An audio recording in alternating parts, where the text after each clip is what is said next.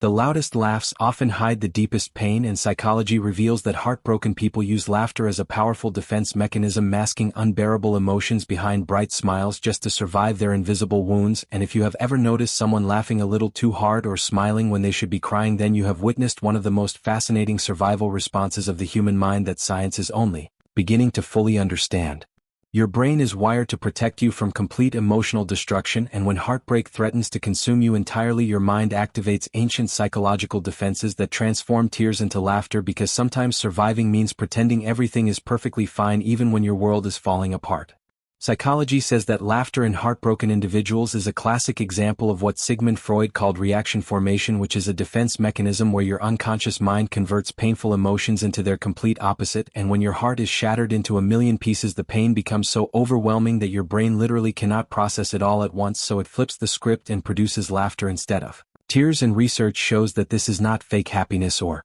pretending, but rather an automatic survival response that happens completely without conscious control, because your mind knows that if you face the full weight of your grief all at once, it could genuinely break you, so it releases small doses of pain while covering the rest with protective smiles and seemingly inappropriate laughter. Your brain also uses laughter as a social shield, because psychology reveals that humans are deeply programmed to hide vulnerability from others, especially during moments of weakness, and heartbroken people often fear judgment, unwanted sympathy, or those uncomfortable conversations that begin with "Are you okay?" and so they laugh to signal to the world that they are completely fine when internally they are falling apart piece by piece. And research shows this is called impression management, where individuals carefully control how others perceive them during their most vulnerable moments. And you might have done this yourself after a painful breakup, when someone asked how you were doing and you laughed it off, saying you were totally fine, when deep inside you were drowning in unbearable sadness, because admitting pain feels like admitting weakness, and your brain chooses the protective armor of laughter over the terrifying exposure of tears. Psychology says that laughter and crying are surprisingly controlled by the same part of your nervous system, and when you experience extreme emotional pain, your body sometimes gets confused and produces laughter instead of the tears you expected, and this phenomenon is called nervous laughter or incongruent effect. And research shows it happens because intense emotions completely overwhelm your limbic system, which controls all emotional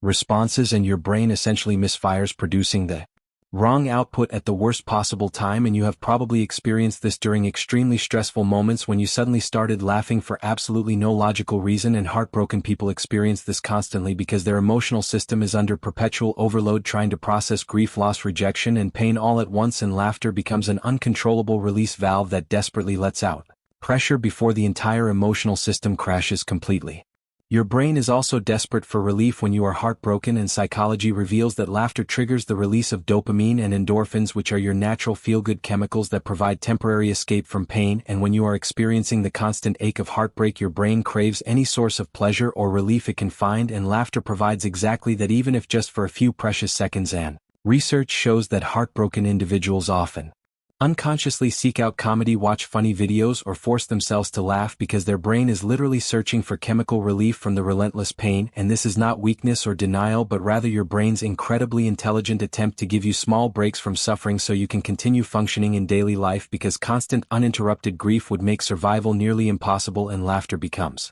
medicine for a deeply injured heart.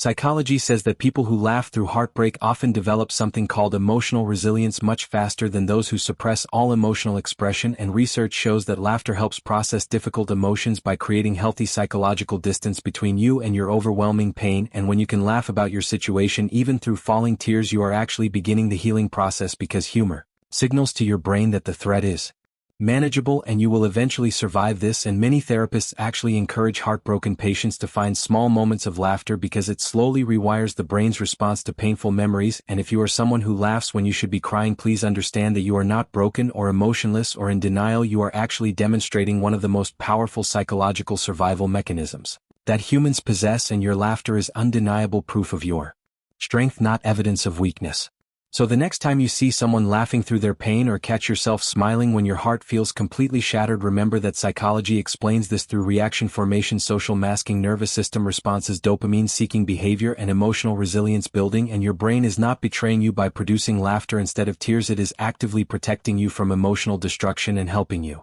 survive one of the most painful experiences any human can possibly endure. If this video helped you understand yourself or someone you love just a little bit better, then please take a moment to like, subscribe, and share this with someone who needs to hear it, because understanding psychology means understanding ourselves, and everyone deserves to know why their deepest pain sometimes looks exactly like laughter.